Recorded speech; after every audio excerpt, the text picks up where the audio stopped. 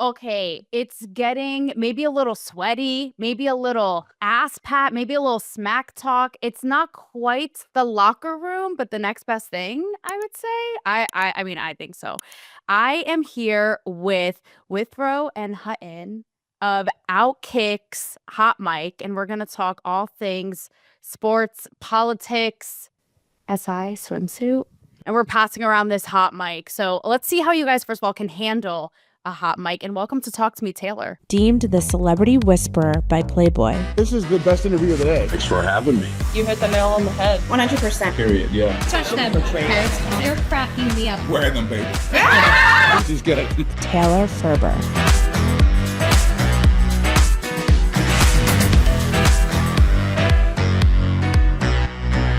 This kind sir is generous enough to lend his space. So this is a little behind the scenes. This is my studio and your kind of home studio. Yeah. And you guys are, in almost in bed with us, basically. So Yeah, welcome to my bedroom, which is just behind the locker room, apparently, with me and Withrow. Chad, you've been here several times.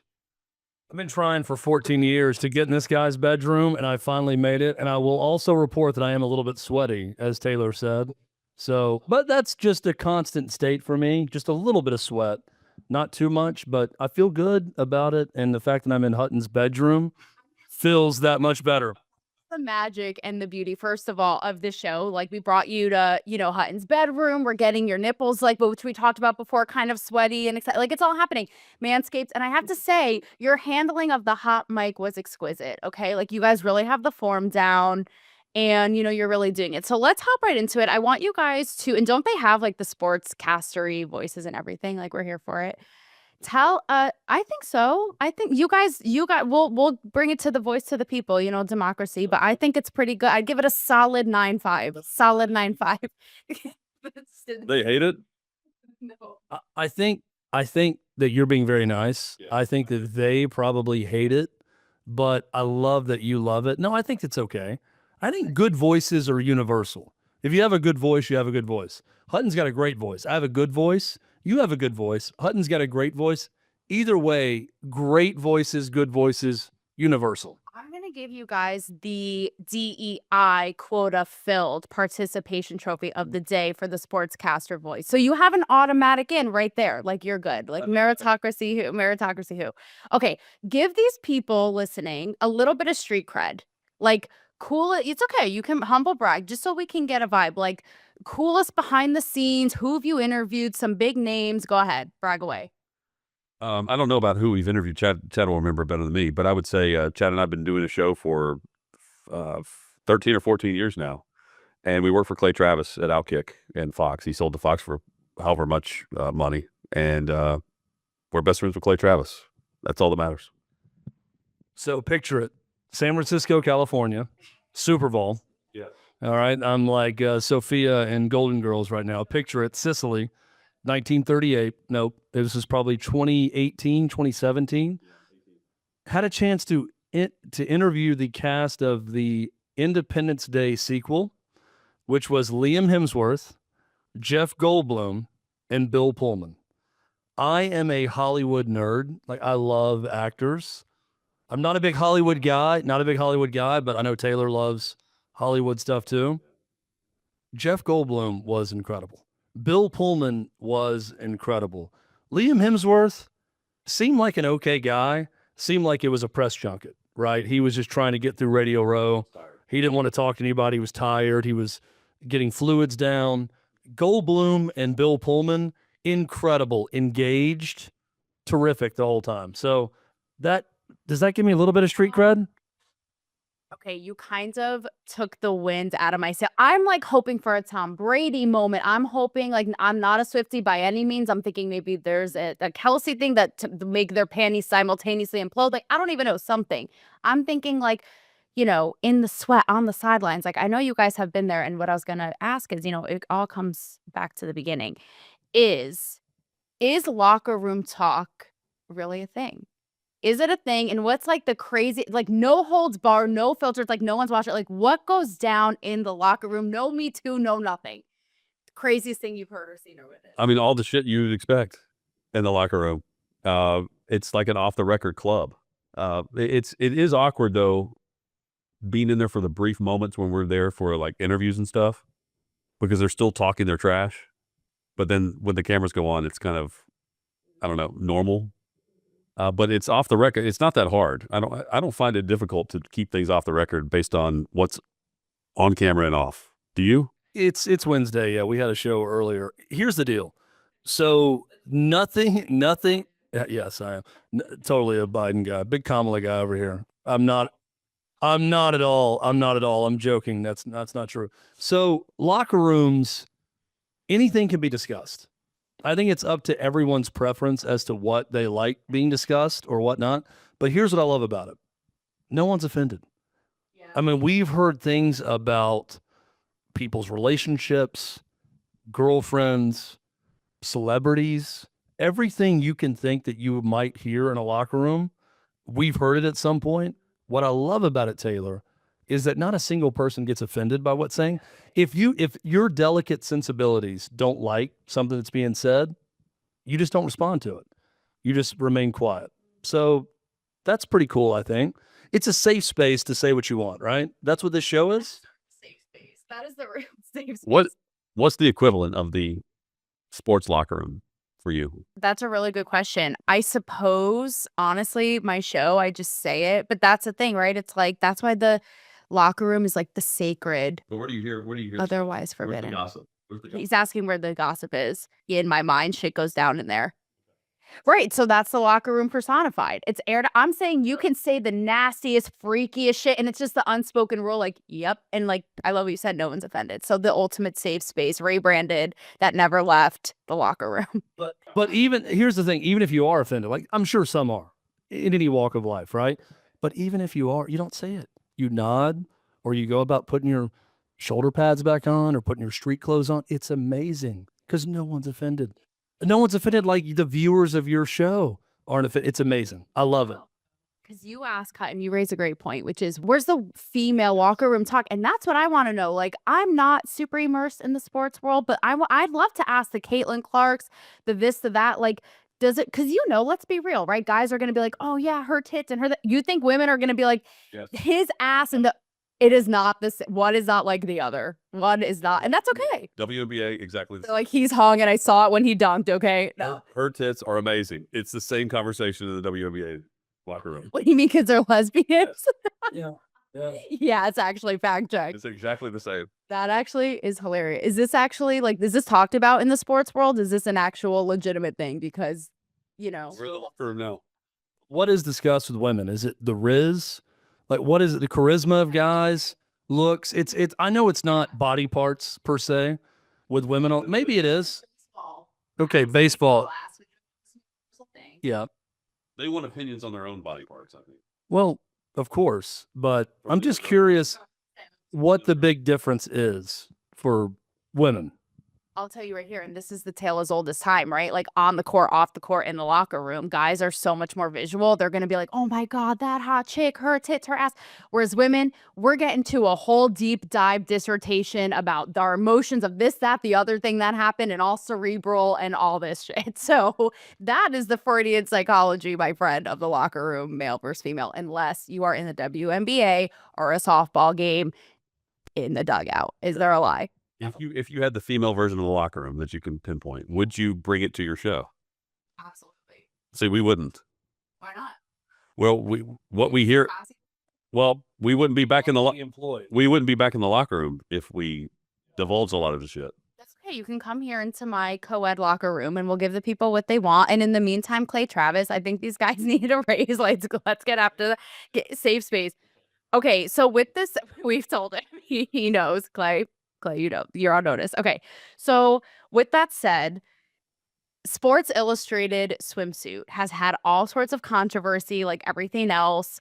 So just be guys. Like, what is the tried and true we know that it's not about what is the sport of the Sports Illustrated? He's like talking stick. I was bored for this bitch.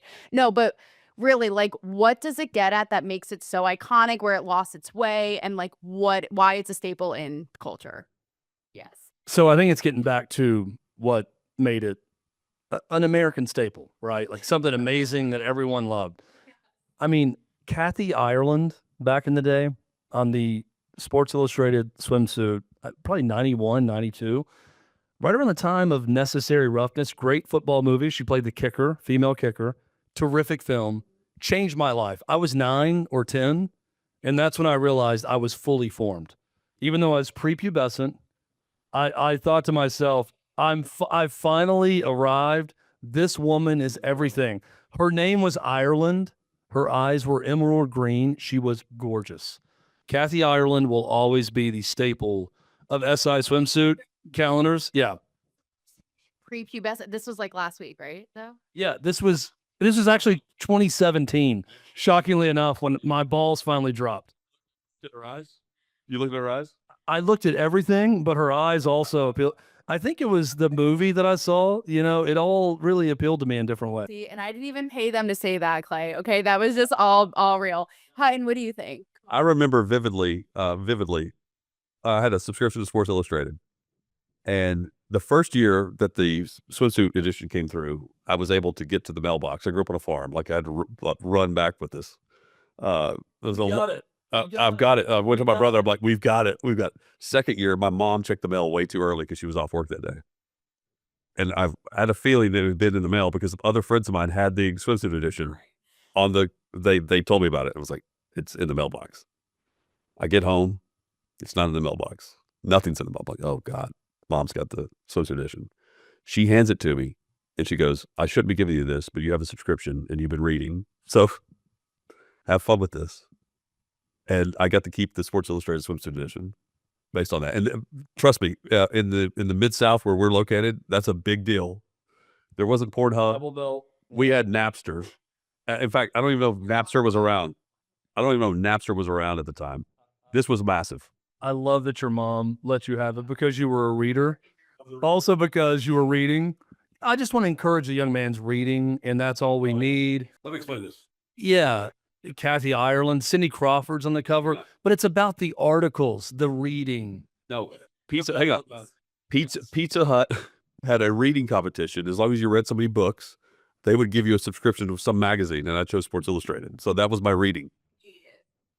Hutton was the Hunter S. Thompson of 4th grade in Warren County.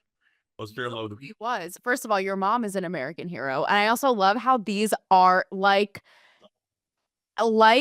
Sports Illustrated swimsuit being cemented in our culture's history. I love how both of your what does this say about men and women? Like, I love how both of your first impressions and experiences are cemented forever as a moment in time. And you're like, again, picture it. It was a snowy day. It was 65 degrees outside. It was Wednesday, January 4th. Yeah. Like, it's just, that says it all right there. And also it's giving, you're like, I was a reader, but also into it's giving, Mark Zuckerberg, dorm geek, still learning like what tits are, giving Jeff Bezos, at the inauguration, it's like you can, I just did look at your package. Yes. But I'm saying maybe I'm a little Mark Zuckerberg too. And your thighs, which are really good. And your, yeah, see, I just objectified you. Are you okay with that?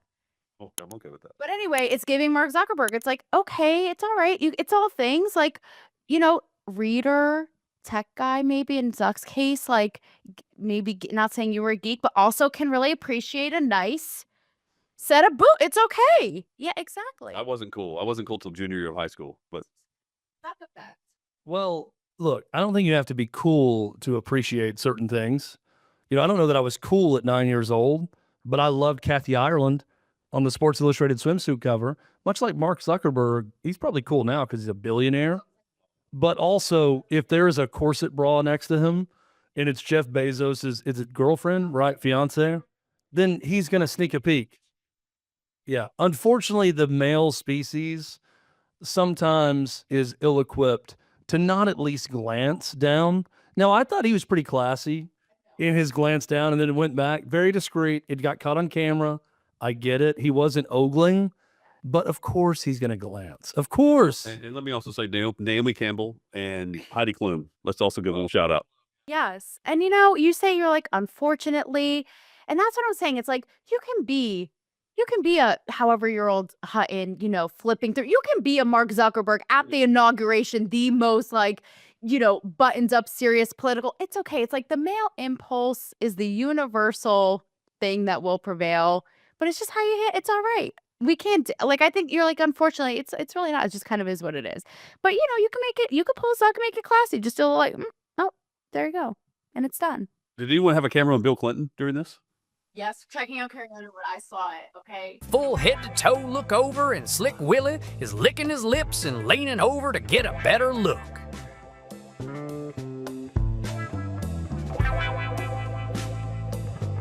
Definitely checked it out. I think the male impulse balanced by the female intuition of being smarter about things sort of balances the world, right? It's a tit for tat, so to speak.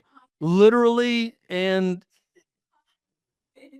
everything that I'm saying right now makes total sense. Tit for tat, and also that balance makes the world a better place and not the miserable place that so many want to make it out to be. Let me also add, you would check out Carrie Underwood. Exactly. And who was Mark Zuckerberg looking at? Like a hot, beautiful woman. Jeff Bezos as well. Well, thank you, but you would look as well. So we commend them. Listen, a hot woman is a hot woman, period. And I love what you said. Very well said. That he's like, yes, I prepped this speech. Look at it. Very, tag team that. You can get into it. And I don't want you to feel left out. And that's really what it is, right? It's like doing it in a way. It's like we can acknowledge, okay, just don't be inappropriate or weird about it, and we're good. And women, you can have fun with it too. And it's like we like it. Okay, cool. Like just don't get weird with it, and we're good. But the screenshot makes it look weird. I would agree. Wait, I have a question for you guys though. Okay, why? Even though, let's be real. Even though this is what people think, what people talk about, you made the joke like we couldn't talk about this on our show. Is there a part of it that you have a largely conservative audience and like we can't rock the boat with these folk because they're or it's strictly sports? Like what's the situation? Our president grabbed women by the pussy. So, well, yeah, not just that, but also like it's more of a, and not that these awful nefarious things are happening, but it's more of just a protection. Like there are certain things you talk about in a locker room around sports people, whatever it may be, and you just don't bring it to public. Our audience at OutKick is certainly politically conservative, but if you look at the content at OutKick, it's not conservative.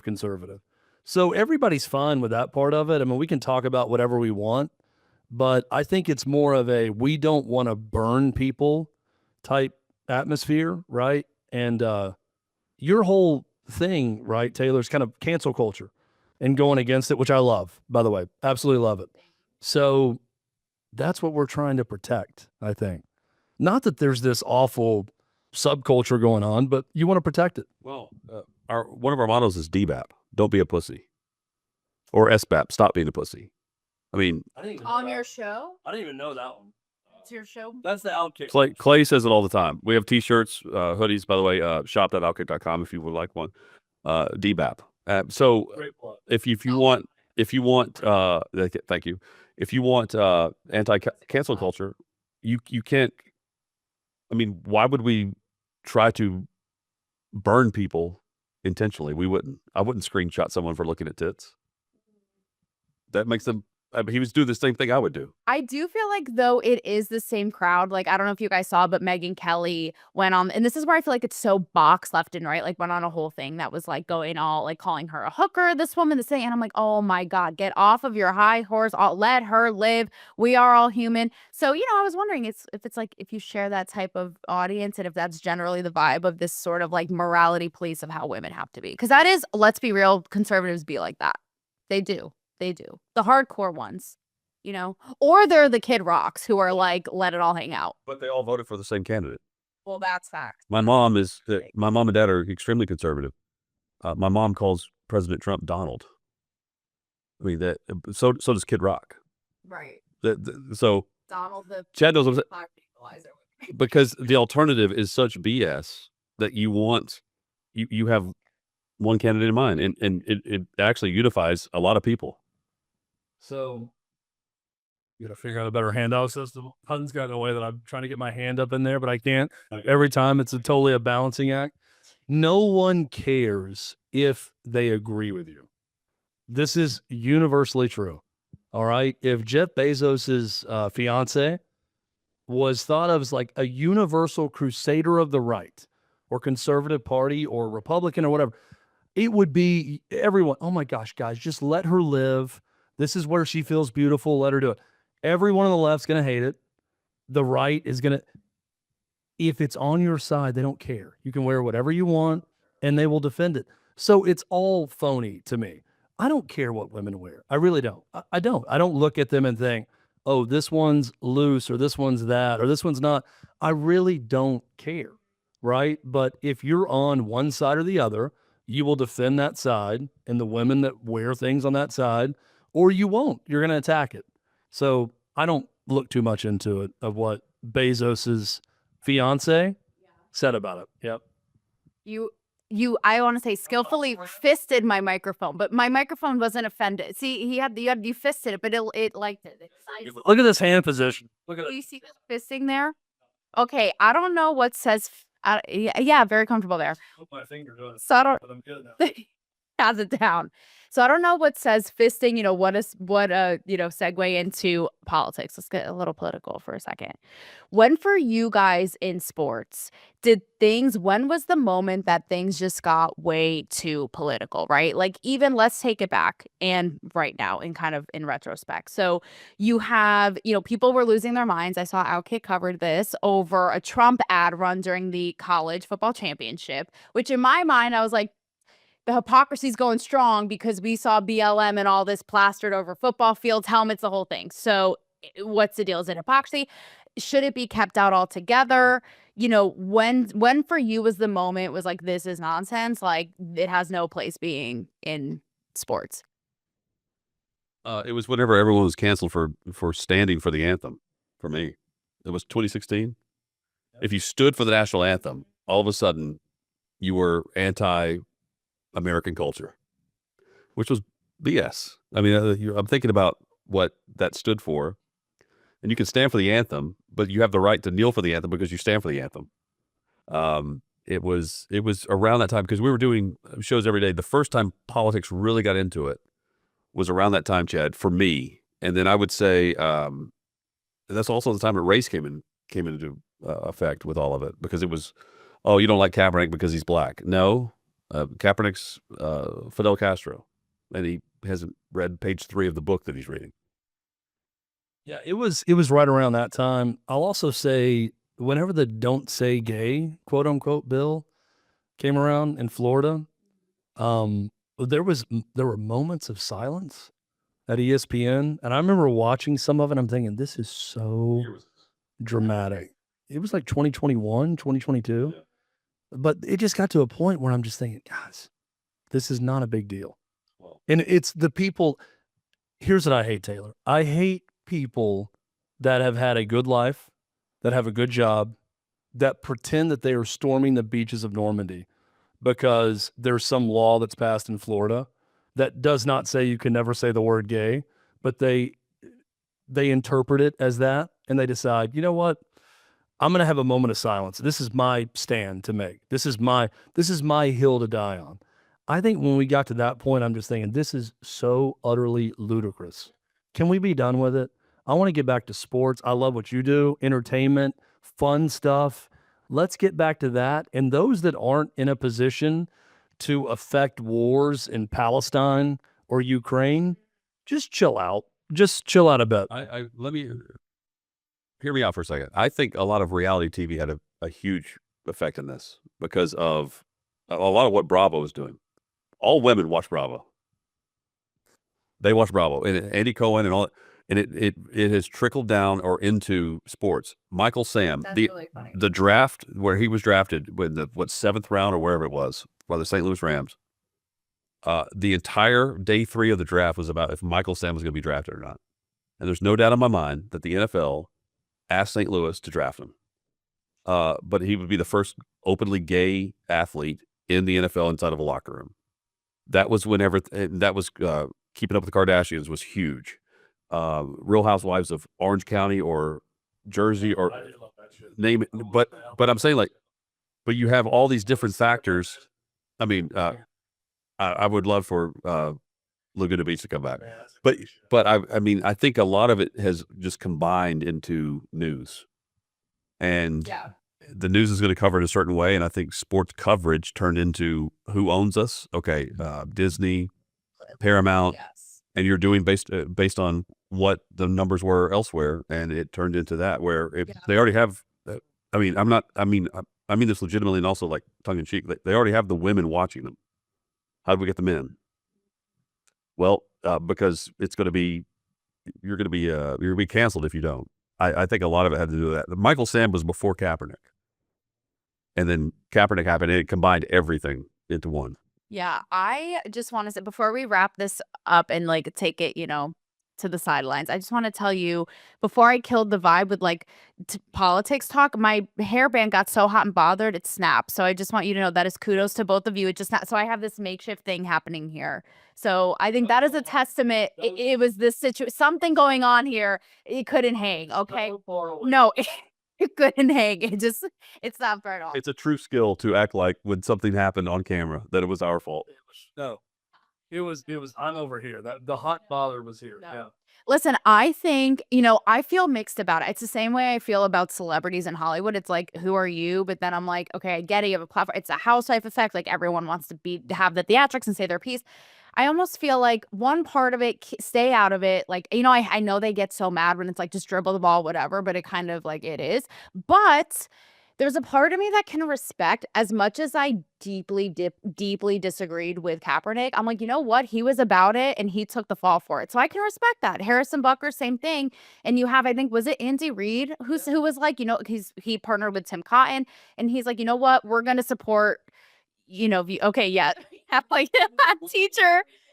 Yeah. One point before we sign off. So Dave Chappelle, who I love, great comedian. I don't think a woke guy, quote unquote, at all. His SNL monologue, he ended it. Everyone wanted him to talk about Trump, all that inaugurated. Here we go. What's he going to say? He told a story about Jimmy Carter. And he said in the beginning, he said, people say he was a good president. People say he's awful. I don't know. I'm not equipped to answer that, but I'll tell you this story. And I'm thinking, this is what we need. He told a great human interest story. And I think most people agree. I think Jimmy Carter was a terrible president from everything I read, right? But he's a great man. Both can be true. I think he's a good guy that was a terrible president. And I don't think that he was defending his presidency, but he talked about him being a good man. And he appealed to Donald Trump and all. It was fine. I had no big issue with it. That is where we need to get back to. Celebrities saying that. He said, I'm not equipped to tell you if he's a good president. That's what we need. Sorry. Here we go. Sorry, I feel bad for why I'm being between us two Go ahead. sociopaths. Okay. The last thing. Okay, no, Oh, yeah. yeah, really. Chappelle realizes what the three of us realize, that they've turned our everyday lives into a reality show. So you mentioned Kaepernick was all about what he believes in. He still is. No one gives a shit anymore about Colin Kaepernick because he's not headlines. No, it's true. It's kind of bleak. Like he took the fall for it. But I'm saying like no one cares anymore because he's not the headline. It's on to the next thing. So now we're talking about like Trump and he's back and everything. Again, it's just a rotation of it's regurgitation of the same headlines that we had 8 years ago is what we're doing. We're repeating everything. All right. So lastly, and I love what you said too, and I talk about this in pop culture of like separating the artist, like the Kanye, right? Separating what he says from the artist. Okay, we can appreciate parts of or the whole whatever it is. Okay. Lastly, I am a woman all about, free choices, free expression, choose your own adventure. So I'm going to throw a rapid fire for each of you. You can pick which one. Okay? You want to roll within like 60 seconds, give your answer. One is the solution to trans women in sports. Yeah.